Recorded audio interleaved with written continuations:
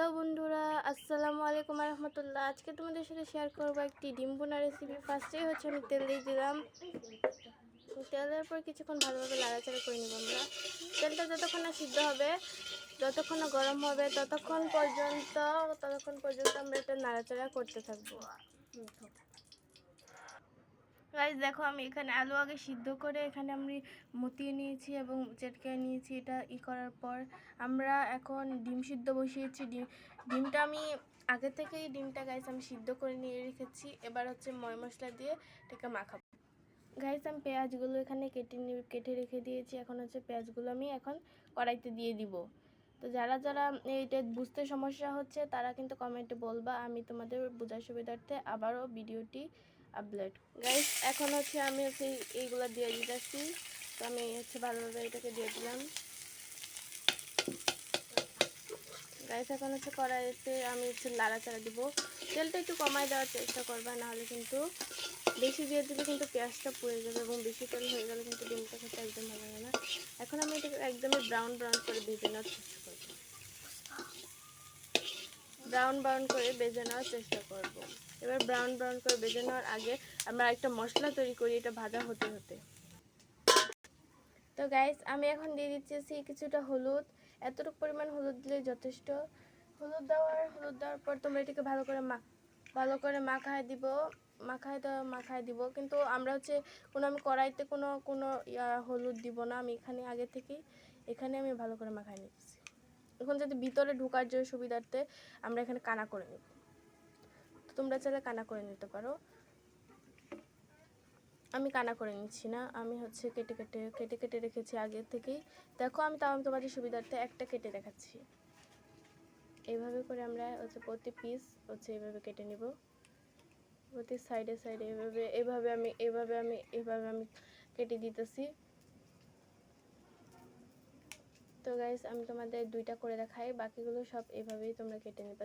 যে কোনো প্রতি পাশ থেকে একটা করে ডোরা কাটা দাগ দিয়ে দেবে। দেখো আমি সমস্তগুলো কিন্তু করে নিয়েছি। তো এবার হচ্ছে অন্যদিকে আমাদের এখন কড়াইটা দেখতে হবে। গাইস দেখো এরকম ব্রাউন করে ভেজে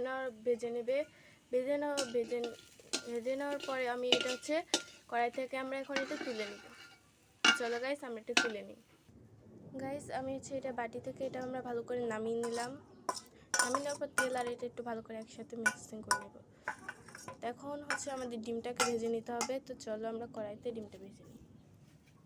তো ফার্স্টে হচ্ছে আমি আবার আরেকটু তেল দিয়ে দেব। তেল দেওয়ার পর আমরা হচ্ছে ডিমগুলোকে আমরা ছেড়ে দেব। তো চলো আমি সবগুলো দিই একটা করে ছেড়ে দিই। তো ছেড়ে দেওয়ার পর হচ্ছে কিছুক্ষণ আমরা এটাকে ভাজবো। হলুদ করে আমাদের ভাজতে হবে। তো চলো আমরা ভেজে নিই। এটা মিডিয়াম লোতে একদমই রাখবে, মিডিয়াম হাই লোতে একদমই রাখতে হবে, যাতে এটা আমরা খুব সহজে আমরা ভাজতে পারি।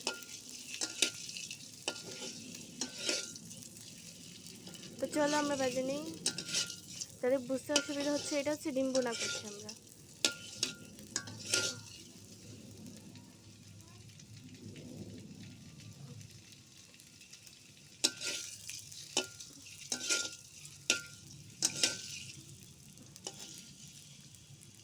তো আমরা এখন হচ্ছে এই পর্যায়ে এসে আমরা একটু সামান্য পরিমাণ লবণ দিয়ে দিব।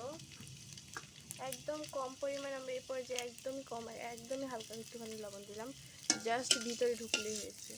তো আমরা এটা একটু কানা করছিলাম না, তাই এটা কানা করে দিতেছি। এই দুটো একটু কানা করছিলাম, তো এইভাবে আমরা কানা করে নিলাম। তো এই পর্যায়ে আমি এটা নামাই নিব। তো গাইস এই পর্যায়ে হচ্ছে আমি পানি দিয়ে দিলাম। তো পানি দিয়ে ভালো করে আমরা নাড়াচাড়া করে নিব। নাড়াচাড়া করে দেওয়ার পর আমরা এখন কিছুটা লবণ দিব আমরা হচ্ছে এখানে 1 চামচ। তারপর দিব হলুদের গুঁড়ি 1/2 চামচ।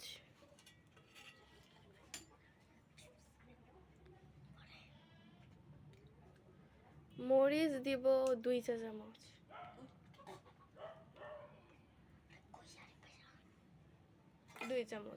এবার হচ্ছে আমরা ভালো করে নাড়াচাড়া করে নেব।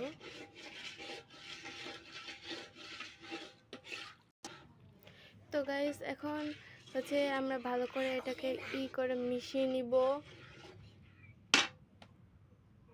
তো ভালো করে আমরা এটাকে মিশিয়ে নিব।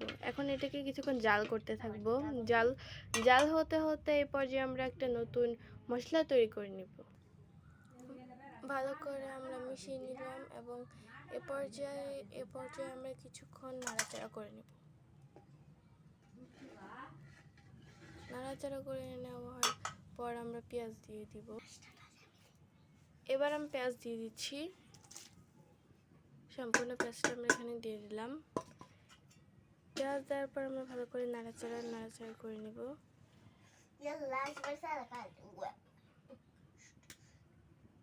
পেঁয়াজ দেওয়ার পর আমরা এবার কিছুক্ষণ ঢাকাতে রেখে দেব।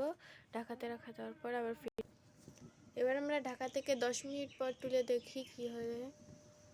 ওয়াও গাইস, এখন আমাদের একটু নাড়াচাড়া দিয়ে দিতে হবে। একটুখানি ঘন হয়ে এসেছে, তো এটা একদম ঘন হয়ে আসতে হবে। ঘন হয়ে আসার জন্য আমরা আরও 10 মিনিট ওয়েট করব। তো কিছুক্ষণ 20 মিনিট পর আবার আমরা চলে আসলাম। তো চলো দেখা যাক আমাদের অবস্থাটা কি।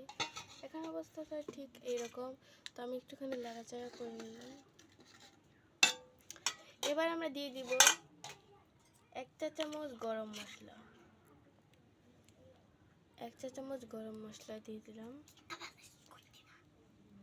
তো অনেকে বলতেছে যে গরম মশলা, অনেকেই বলবার প্রশ্ন হচ্ছে গরম মশলাটা কীভাবে বানিয়েছি। তো যাদের গরম মশলার ভিডিও চাই তারা কমেন্ট বক্সে এসে লিখে যাও যে কীভাবে আপু গরম মশলা। এটার জন্য হচ্ছে এক্সট্রাভাবে একটা স্বাদ তৈরি হয়। তো তাই আমরা এই গরম মশলাটা ইউজ করব। এটা আমি নিজে হাতে ঘরে বানাইছি। এবার আমরা কিছুক্ষণের জন্য আবার ঢাকাতে রাখবো। কিছুক্ষণ পর আবার ফিরে আসবো। তো গাইস আমি এখন হচ্ছে পানি দিয়ে দিতেছি। এক্সট্রা পানি লাগবে, কিন্তু আমরা কিন্তু 2টা কষানি দিচ্ছি যাতে একদম সুন্দরভাবে একটা ঘনত্ব আসে। এখনও কিন্তু সেরকমভাবে কোনো ঘনত্ব আসে নাই। তো চলো আমরা কিছুক্ষণ নাড়াচাড়া করতে থাকি। তো ঘনত্বটা আসবে হচ্ছে ঢাকা দিয়ে দিলে। তো আমরা কিছুক্ষণ এইভাবেই আমরা বলক তুলে নিই। চলো। তো গাইস দেখো আমাদের এখানে কিন্তু 5 মিনিটে বলক ওইটা পড়ছে।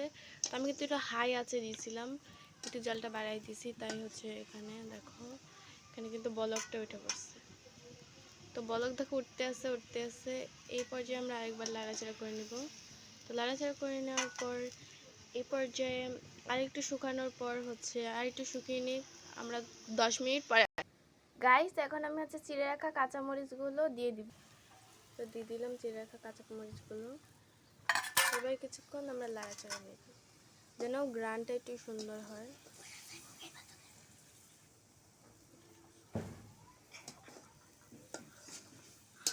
তো ভালো করে আমরা করে নিলাম। এবার আমরা আবার একটু বলক তুলে নেব। তো চলো বলক তুলে আস পর্যন্ত আমরা আবার 3 মিনিট। তো গাইস এবার হচ্ছে আমি আলু ভর্তাটার মধ্যে একটুখানি লবণ দিয়ে এটাকে ভালো করে মাখায় নেব। তো চলো আমরা মাখায় নিই। হাত দিয়ে মাখানোটা বেশি উত্তম, তো চাই আমি হাত দিয়ে মাখিয়ে নিচ্ছি।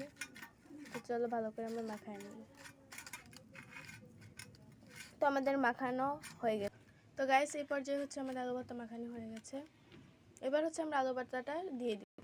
তো গাইস দেখো বলকতার অবস্থা। তো আমরা এখানে আলু ভর্তাটা দিয়ে দিচ্ছি। আলু ভর্তাটা পড়তেছে না, তাই আমি হচ্ছে নিজের হাত দিয়ে আলু ভর্তাটাকে দিয়ে দিতেছি। তো গাইস আমি ভালো করে আলু ভর্তাটা দিয়ে দিলাম। আলু ভর্তাটা দেওয়ার পর আমি ভালো করে নাড়াচাড়া করে নিব। তো এটা হচ্ছে একটা গ্রাম বাংলার রান্না, আর এটা আমি আমার দাদির কাছ থেকে শিখেছিলাম। আমার দাদি এভাবে রান্না করতে এবং অনেক মজা লাগতো। তাই আমি একদিন বললাম, দাদু এটা কীভাবে রান্না করেছো। গ্রাম বাংলার রান্নাগুলো কিন্তু খুবই মজা লাগে।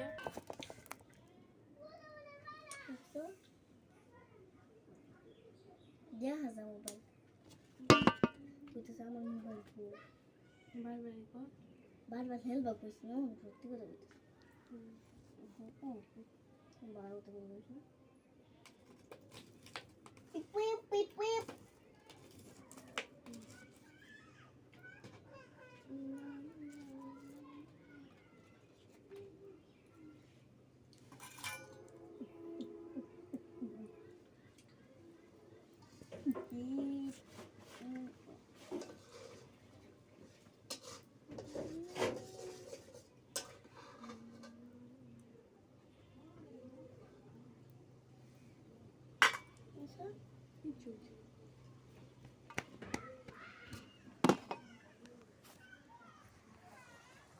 গাইস এ পর্যায়ে আমরা দেখতে পাচ্ছি হচ্ছে এটা হয়ে গেছে, তো তাই আমরা হচ্ছে এটাকে সুন্দর করে আমরা লাড়াচাড়া করে নিতেছি। তো এবার আমরা কিছুক্ষণের আমরা ভালো করে করার পর এবার আমরা দিয়ে দিব ডিম। গাইস এবার হচ্ছে আমরা ডিমটা দিয়ে দিব চুলাতে। আমরা হচ্ছে ডিমটা দিয়ে দিলাম। এবার হচ্ছে ডিমটা দেওয়ার পর আমরা কিছুক্ষণ লাড়াচাড়া করে নেব। এটা একটু বেশি ঘন হয়ে গেছে আমাদের, এখন আমাদের একটুখানি পানি দিয়ে দিতে হবে। চলো আমরা পানি, তো গাইস এবার হচ্ছে আমরা পানিটা দিয়ে দিব। তো চলো আমরা হচ্ছে এটা একটু বেশি ঘন হয়ে গেছে বলে আমি এখানে পানি দিয়ে দিচ্ছি। পানি দিয়ে দিলাম। এবার হচ্ছে আমরা কিছুক্ষণ লাড়াচাড়া করে নেব যেন ঘনত্বটা কমে আসে।